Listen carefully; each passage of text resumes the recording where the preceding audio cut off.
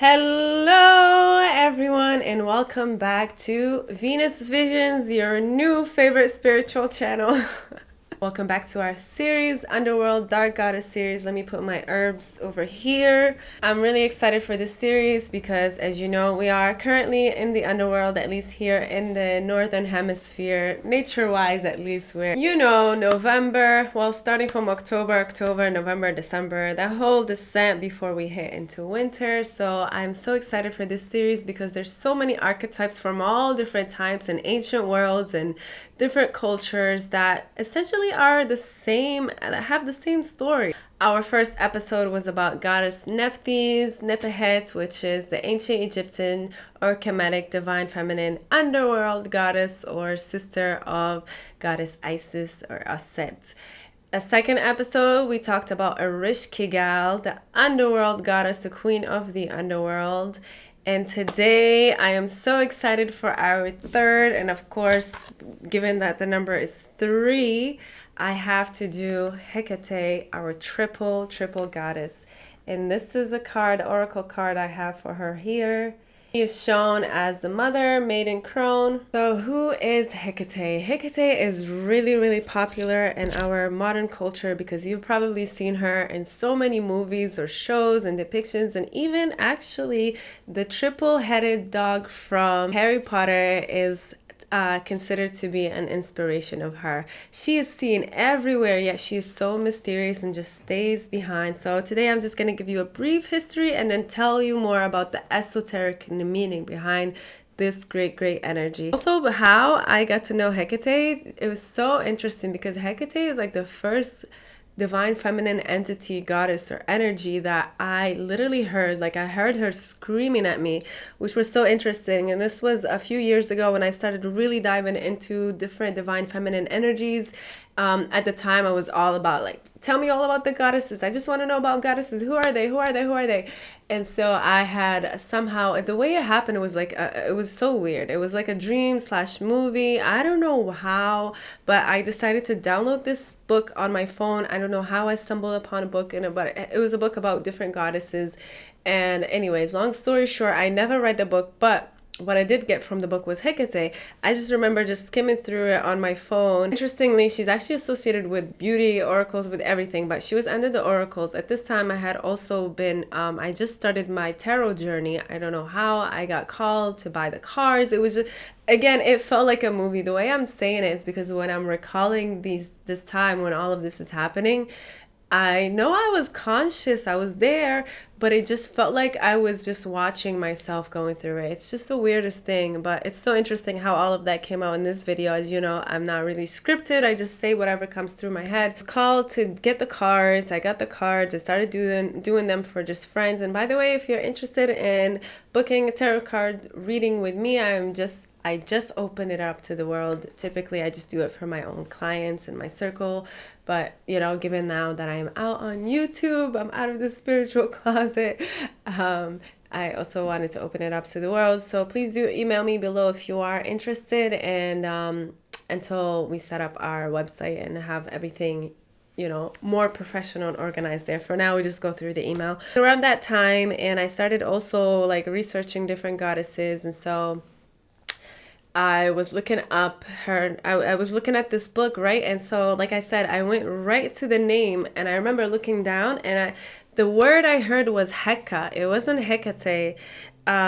Hecate, that's the word, because Heka means magic in ancient Egyptian Kemetic language.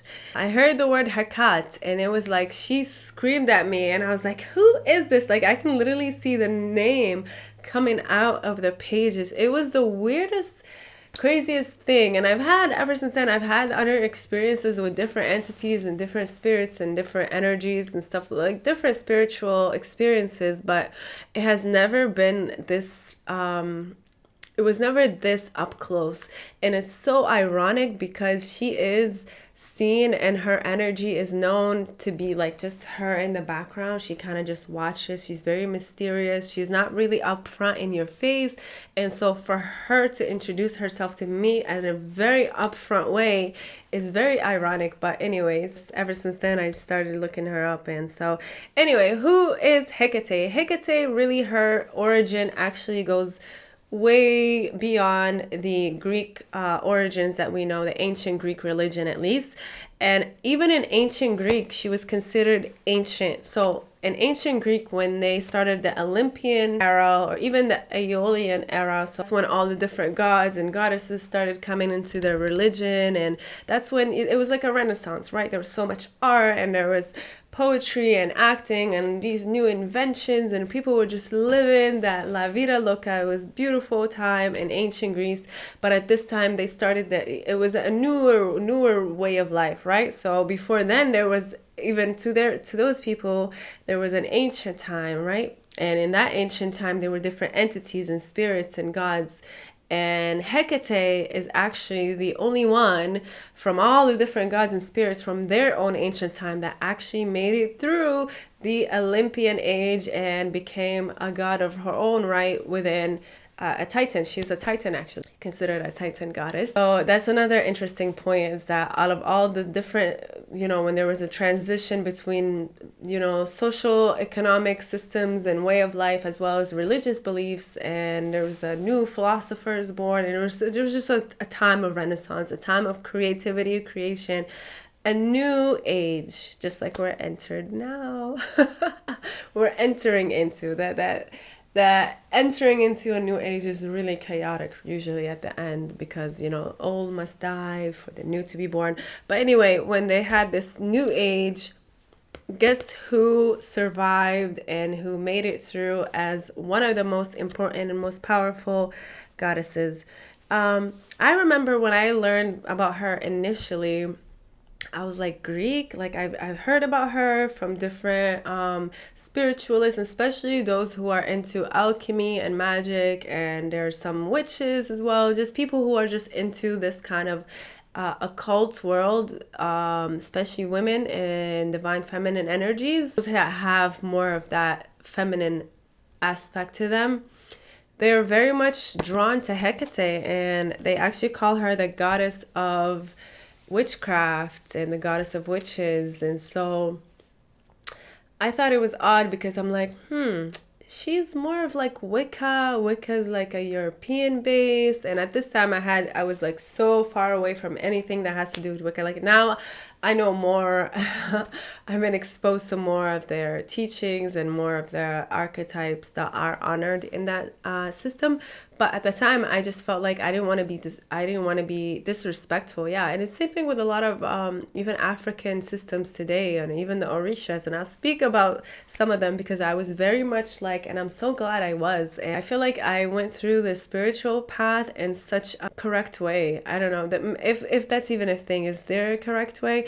But usually with a good intention, with the correct intention. I was never the type that's like, ooh, I want to learn how to do this so I can make money. Ooh, this is going to give me more power. Ooh, this is going to make me magnetic and more beautiful. Let me go learn about spirituality so I can use it as a tool for my own ego or whatever. No, it was never that. Or, ooh, let me start doing readings and make money. And no, it was never that. In fact, I was very much like, please don't make me do this. Okay, it wasn't like that either, but still.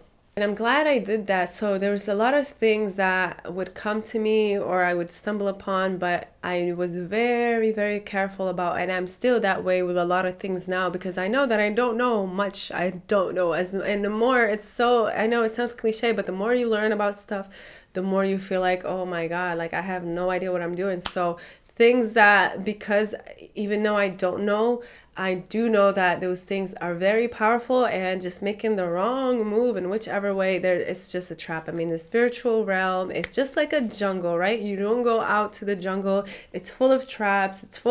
It's beautiful, right? There's so many beautiful plants and trees and all types of things, but you don't know what's dangerous and what's not, what's there to suck your energy like a mosquito, what's there to feed off of you, what's there to heal you, what is used for what. And just one plant can be used for healing, constipation, for example, doesn't mean it's gonna heal your headaches. So when you're going into it, it's kind of like that. The spiritual realm is like that. There's so many things. Like I hear people about talking about, you know, energy transmutation of their enemies and feeding off of that, and that is such a scary and dangerous realm. And a lot of them, I feel like, yeah, you can learn things online, you can hear, even read books, right? Even get initiated today. It's so easy for people to get initiated to different systems. It's not that easy. I feel like they make it seem like it's so easy, like, yeah, whatever. It's almost like there's bypassing a lot of stuff too, right? So when you talk about spiritual, you know, like you're feeding off your enemy's energy because they said something mean to you, so you take that, and yeah, that might work for some of them, but that's also a double-edged sword, a very big double-edged sword that's probably going to affect you negatively even more than it is going to benefit you. And it's very difficult for people to take energy. You have to really be a practitioner that knows what you're doing, and you have to have been in this for years and probably reincarnated into it multiple times, and just have a really deep rooted truthful understanding of what you're doing to be able to truly take like their energy. Because like say and I know this sounds like it's off topic, but it's all connected because it has to do with magic and energy and Hecate, right? So say like they say, oh, this is my enemy, they're saying something negative, I'll take that energy, but I will be able to remove the negative part so that I'm not taking on any of their bad things, right? It's almost like you're a mosquito, right? And say you can get sick from people's blood, and you don't know whose blood has something that might make you sick, but in your head you're gonna be like, oh, it's okay, I'll just imagine a filter that takes this person's blood and just removes the bad stuff and only gives me the good stuff. Or somehow, I don't know, you just have to know what you're doing. I think you guys got the concept and idea of what I'm trying to say. So people kind of bypass that part where they're like, oh, I'm just gonna imagine or manifest it in my head that the energy I'm taking on is cleansed and clear, and before they know it, they're literally starting to have the same life problems that their enemy so-called has. But anyways, let's get back to Hecate. Like I said, she is the name, at least that we know, Hecate. I like the name Hecate. That's how she showed up to me. Some people say it's pronounced Hecate, or like the H is silent. I want to make it clear that the spirit itself, like many of the others we spoke about on this channel, she's older than Greek itself, right? So just because people decided to embrace that energy in their own way and even give it their own name and kind of have it manifest in their own vision based on the cultural societal norms of the time and based on their, you know, like whatever they're up to, right? Because we create these archetypes based on the time period. Just like we have Oshun is the same, literally. Some people might not say it's the same, right? But I believe it's the same energy as Heteru, which is Hathor from ancient Egypt. Their stories are very similar, down to the color. And the same thing with divine feminine energy we have in Morocco called Mira. Some people work with demons and they think it's her, and it's all messed up. So that's why I said this realm is full of traps. So it's very important to be very discerning. And so Hecate really helps you with that because she is connected to oracles, to the unseen. She can see the past, future, present. That's why one of the things that has to do with the triple heads and the triple goddess. But also, she's very protective. Her energy is very, very, very protective, and she has dominance over demons. So even people who are, say, they get possessed by a low vibrational demon, like I said, this energy called Mira in Morocco, some people may be working with all kinds of entities, and they think it's this energy that represents Oshun and Hathor and Aphrodite. And like I told you, the stories are different based on how she showed up to those people and their culture. So the Moroccan story is different than the Nigerian story, but it's so similar. It's just the culture, how she is drawn, how she is presented. It might be a little bit different. The color is the same. The honey is the same. This energy, the spirit craves honey, right? Yellow, gold, beauty, divine feminine energies, water, the river, yes, Sweetwater River. That's what I mean. So even Hecate actually has origins that are even older than the Greeks themselves. And at the time, I didn't know that. I was just, again, like I said, she came to me and I was like, no, I don't want to be disrespectful. This is like European stuff. I don't know all about that, so I'm just not even gonna, bother. But she was very adamant, and then before I knew it, there was like a video that I was watching, and they mentioned Hecate, and it was an Arab person. So I was like, ooh, interesting. This is a person from the Middle East, and so she knows all about the different like Inanna and Ishtar and all of this. So for her to mention Hecate, my ears perked up, and it was around the time that she came to my life. What did she say about her? That she has Arab origins, that she's actually, her origins are even older than that, which I was like, yes, that makes sense. Okay, she has Middle Eastern origins. As you know, I'm North African, but Morocco, we're a bunch of mixed people because of where we are geographically. So we have European, we have a lot of Arab blood, and then the indigenous people, which, my mom's tribe was, but my dad's tribe, they're Arabs. So she has links to that period, that the Middle East, which I found to be interesting, because you know what, the Middle East and North Africa, and it might be the rest of the world too, I'm pretty sure almost every single part of this world has had a time or period where they really honored a divine feminine energy. It was a divine goddess figure, right? It was the mother, the great mother, and especially in the Middle East and North Africa. And so it's so interesting how it literally like shifted, right? It went from divine goddess, the mother, she's above everything else, to how modern day religion is interpreted today. And I have an issue with a lot of how the interpretations today. I feel like a lot of interpretations are just meant to be used to control people instead of like giving them real knowledge and real truth. But the Quran itself is just full of so much mystery and so much truth and so much knowledge. I mean, I can't even, it's very, you have to be a well-read.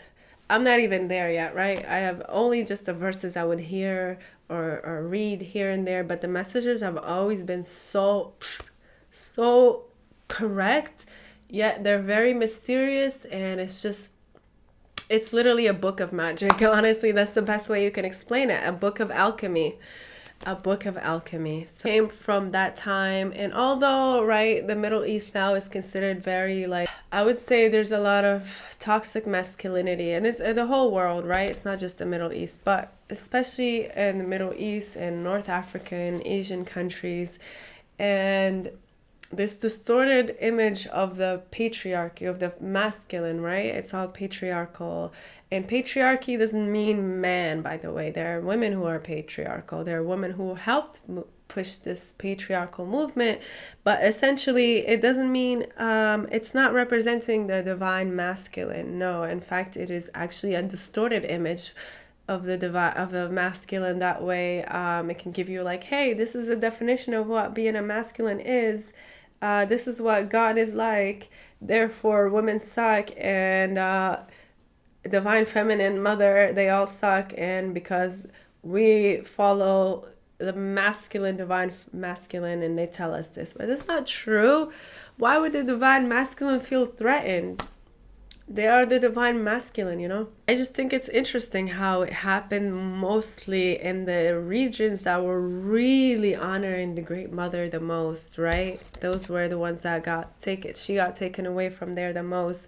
So she could be connected to the goddess a lot. And before the triple goddess, she was actually depicted with just one she was just one entity. And I'm not sure where in time, but throughout time, she somehow started showing up as a triple goddess, mother, maiden, crone. And I think this is very significant. I think she wanted to be showed up at this way, and she loves it. Actually, because I've seen some people online, they're like, it's so false. She shouldn't have she's not a triple head. It should just be one head. And it's like, I feel like this is more of a representation because, again, we're talking about an energy, an entity, not a human.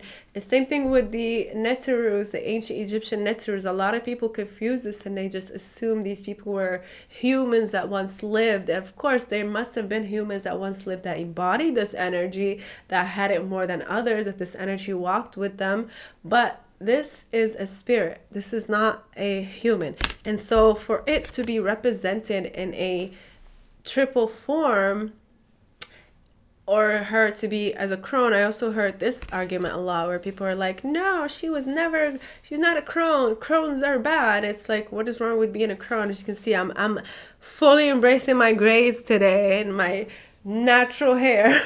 People are like, well, she's a crone. Crone means, by the way, the crone entities and energies, the divine crone, like in the divine feminine world, they're so powerful because it literally just represents a feminine energy that is full of wisdom. She went through all the passage rites. When you're a little girl, when you get your period, even as a human, right? A lot of their stories also reflect our human story, and they have a hidden meaning for us. So when you're a maiden, right, from that maidenhood to being a mother, once you are becoming a mother, once you give birth, there's an initiation in that. Woman, once she gives birth, she'll tell you, yeah, it's a whole initiation. You don't come out of it the same, right? It's not the same, but you still have the wisdom of what it was like when you were a maiden. And then finally, when you become a crone, when you no longer are able to give birth, there's an initiation in that in its own, right? And I feel like in our modern world, it's like the powerful things are the things that we like crush the most or make them feel the weakest. Because this idea of the crone, even in the spiritual realm, and people that I met, women that I met, they're kind of like, ooh, crone, and especially women, right? They have this idea, and it could be the programming with ageism and programming with, being older, and as a woman, your age is your beauty. And like, it's also very sick because this programming also stems from a lot of P word males and women that were in entertainment world that were, taking advantage of young kids, basically. So age got somehow mixed in with beauty, and for some reason the crone is just seen as like the weakest thing on earth, and just like being an old woman is like, oh my god, and this, that, and the third. And I hate it. It makes me so angry. And Hecate hates it too. In fact, being a crone, being that grandmother, you have so much wisdom, and the fact that you were able to make it that far, it's an initiation, right? You initiated to that. You hold so much wisdom within you, within your body, and so much compassion, and you naturally become that way, even if you're not even like a student, even if you're not studying. My grandmother, rest her soul, she couldn't read. It's a whole different story. Because of colonization, French came over, took over the schools. Her father was like, no, I don't want the French teaching my daughters, because they literally brought teachers and everything. I mean, they talk about programming, right? So she was removed from school, and as a result, she was illiterate, but she was very wise. I mean, she traveled the world. She has so much wisdom, and I loved sitting with her, especially after my mom passed away. She stayed alive for a whole year, and some of the stuff she would say to me, like some of it I couldn't understand. So like she was speaking in riddles, but some of it was like so powerful, and I was so intrigued. I wanted to know about her stories when she was a little girl and how her mother was, because I knew, like at that time, I knew like my mom was gone, right? So I started to realize like, oh my God, the whole thing with connection and family and ancestry and knowing your roots and all of that, I started to give more value to those things. And so it was very valuable time for me to spend with my grandmother. For her, she would have people call me, because she lived in Morocco. She would have people call me on video every single Saturday. That was our day. And we would talk for at least an hour, and she would just talk and talk. And I always was like, why are my cousins that live next to her, like they would just let her talk and not even pay attention to her? They're like, oh, whatever, just an old lady talking. I'm like, she has so much beauty and so much wisdom. And like, I would ask her for advice, even if she didn't know like the details. Of course she doesn't know, like, like, hey, my friend, this is FaceTime, like the details of like modern day life, right? But the essence of the message and the advice was always the same, regardless of if she knew the details or not. She would always give me such powerful advice, and that's when I knew. I was like, she knows way more than me. A lot of us think, like a lot of my cousins too, they think, because of technology and their ability they know more languages and this and that, and they went to school. But the older generation is just whatever, like we're not going to pay attention to them. But it's not true. They have real life experience, and that real life experience is real. And a lot of us didn't believe this even when we were younger, and our parents, our mothers would tell us things and we're like, oh, whatever, she doesn't even know, she don't get it. We're more smarter, right? Maybe that's just the human way. Maybe that's just the egotistical way of like, we always just think we know more than we actually do. Because even I'm looking back, like when I was 21 and I was doing my hair, I started thinking about my grays. And I remember my first time I saw my first gray, I was in 21. I was with my mom, and I remember I remember the exact moment.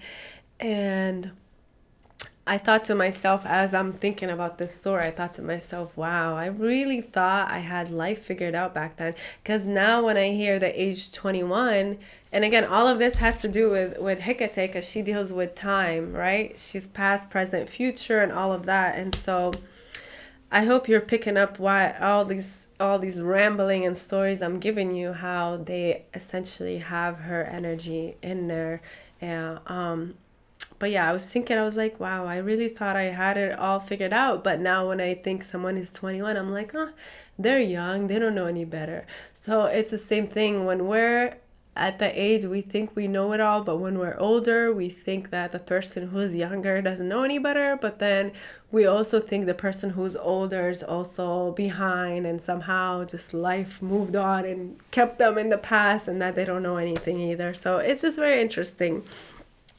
But yeah, the crone is not meant to be a negative thing. And in fact, we need to remove the idea of being a crone equals negativity or equals something bad. Or in fact, like I said, they're the most powerful spirits because they are the ancient ones. They know what it's like to be the maiden, right? Whereas other, like Aphrodite, is more of like the fun maiden, although she's very powerful, goddess of war. We can go deep into her as well.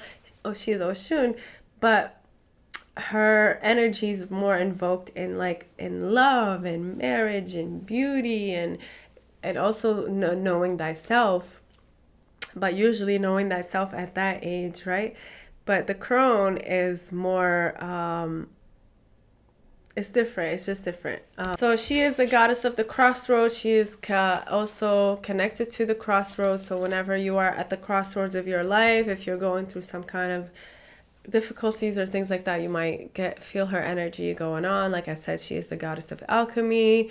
Definitely colors black. She is very much connected to black dogs or black howls. In ancient times, it was more of the howls, wolf. Yes, the wolf, the black wolf. And do you know that black wolves are very rare actually?